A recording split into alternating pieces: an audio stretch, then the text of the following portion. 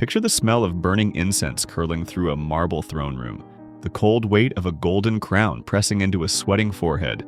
Now imagine you have absolute power, infinite wealth, an entire army that obeys your every whim, and you decide to declare war on the ocean. History is stuffed with rulers who had everything and still managed to faceplant in the most spectacular ways imaginable. So buckle up, because stupidity, it turns out, is the one thing that truly conquers empires. 1. Marcus Licinius Crassus was the richest man in all of Rome, yet that fortune somehow couldn't satisfy his desperate, gnawing hunger for military glory. In 53 BC, he dragged 7 legions into the scorching Parthian desert, ignoring every terrified scout who begged him to abandon the doomed campaign. The Parthians slaughtered him at Carrhae, then poured molten gold down his corpse's throat. A brutal performance review for history's original greedy LinkedIn hustler. 2. Hannibal Barca had just obliterated a Roman army at Cannae in 216 BC, leaving the capital virtually defenseless and trembling. His cavalry commander Maharbal famously begged him to march straight on Rome and finish the war forever. Yet Hannibal hesitated, choosing caution over the killing blow. Maharbal's response cut deeper than any sword. You know how to win a victory, Hannibal, but you have absolutely no idea how to use one. 3. King Pyrrhus of Epirus kept defeating the Romans in battle after bloody battle, technically winning every single brutal engagement against them. But each costly triumph shredded his irreplaceable veteran army while Rome simply conjured fresh legions from its endless manpower reserves. After one more win, he reportedly sighed that another such victory would utterly destroy him, thus inventing the most depressing success metric in human history. 4. King Croesus of Lydia, swimming in legendary wealth, asked the Oracle of Delphi whether he should attack the rising Persian Empire next door. The Oracle cryptically replied that if he attacked, he would destroy a great empire. So naturally, he assumed it meant Persia and charged in confidently. The great empire he destroyed was his own, and he ended up on a Persian funeral pyre, learning that ancient horoscopes have terrible customer service. 5. Mark Antony commanded a massive fleet at the decisive Battle of Actium in 31 BC, holding a genuinely strong position against Octavian's forces. Then Cleopatra's squadron suddenly turned and fled the chaos, and Antony, hopelessly smitten, abandoned his entire navy mid-battle to chase after her ships. He traded the entire Roman world for a romantic exit, proving that simping into ruin is a tradition far older than any dating app. 6. King Mithridates VI of Pontus was so paranoid about assassination by poison that he obsessively ingested tiny doses daily for decades. He successfully built himself a legendary, near-perfect immunity to virtually every known toxin in the ancient pharmacological arsenal. So when Roman armies finally cornered and defeated him, he tried to poison himself, and absolutely nothing happened, forcing him to beg a guard to stab him. Self-improvement gone catastrophically wrong. 7.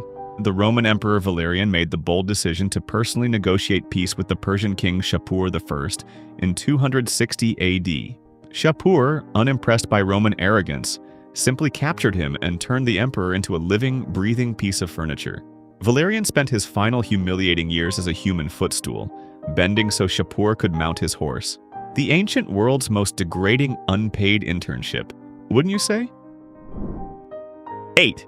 The Romans decided to teach Queen Boudica of the Iceni a lesson after her husband's death in roughly 60 AD. They publicly flogged her, brutalized her daughters, and seized her kingdom, apparently believing a grieving warrior queen would just quietly accept it.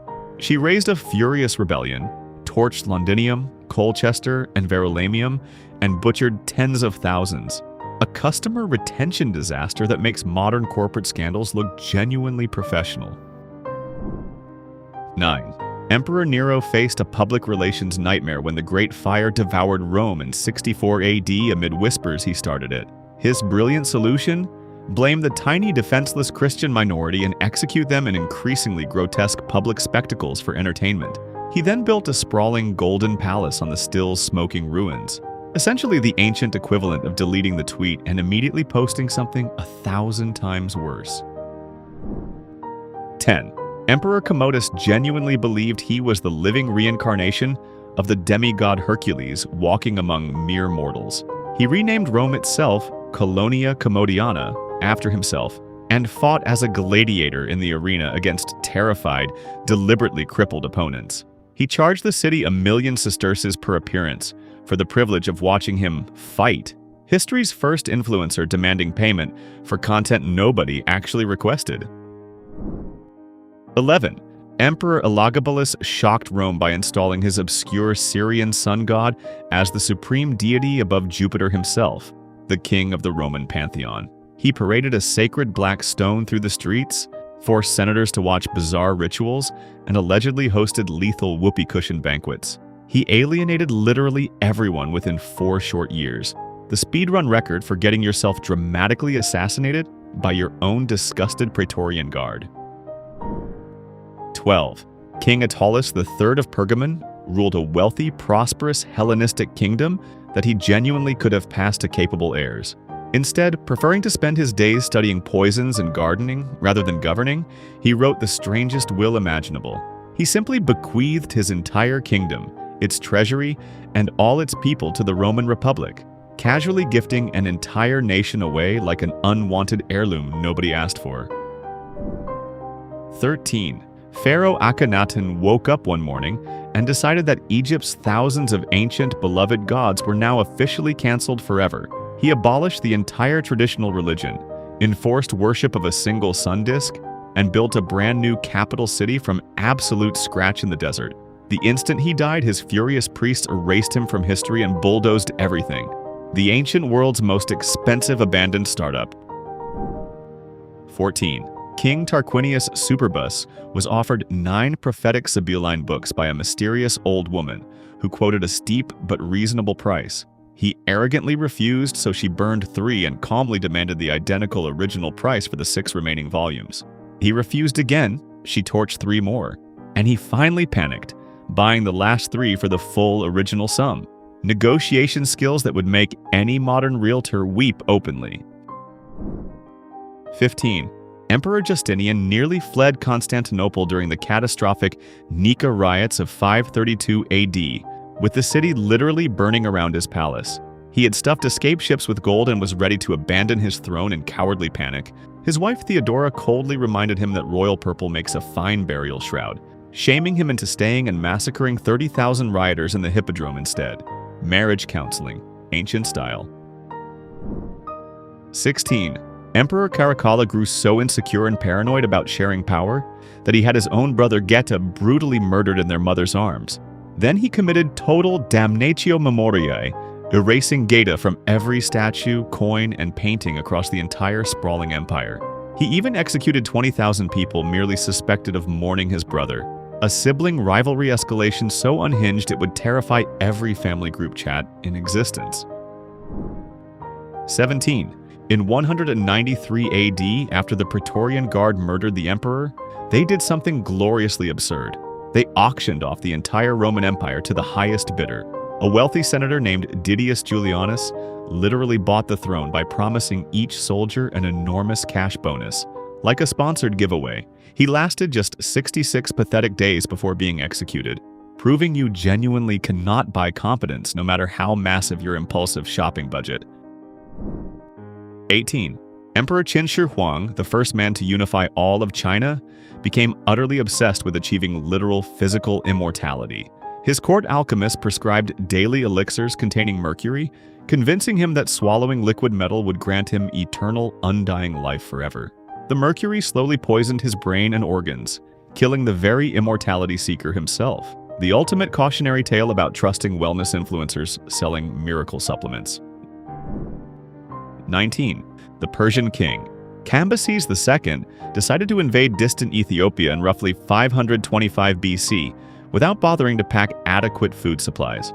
His starving army descended into eating their pack animals, then their grass, and finally drew lots to cannibalize each other in the merciless desert. He separately lost an entire 50,000-man army to a sandstorm that swallowed them whole, arguably the worst logistics planning ever documented by a human. 20. King Xerxes I of Persia was building a bridge across the Hellespont Strait when a violent storm tore his engineering apart.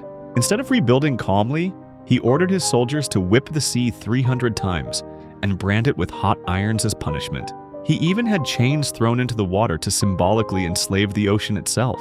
An anger management failure so epic, it makes smashing your keyboard look downright reasonable.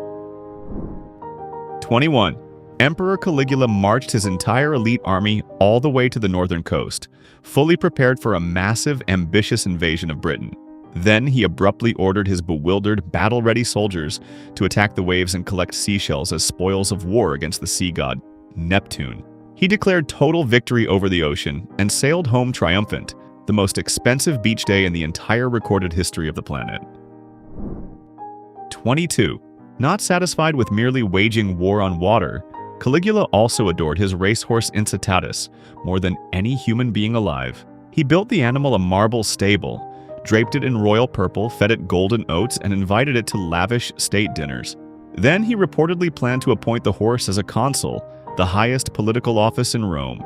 And honestly, at that point, the horse was probably the most qualified candidate available.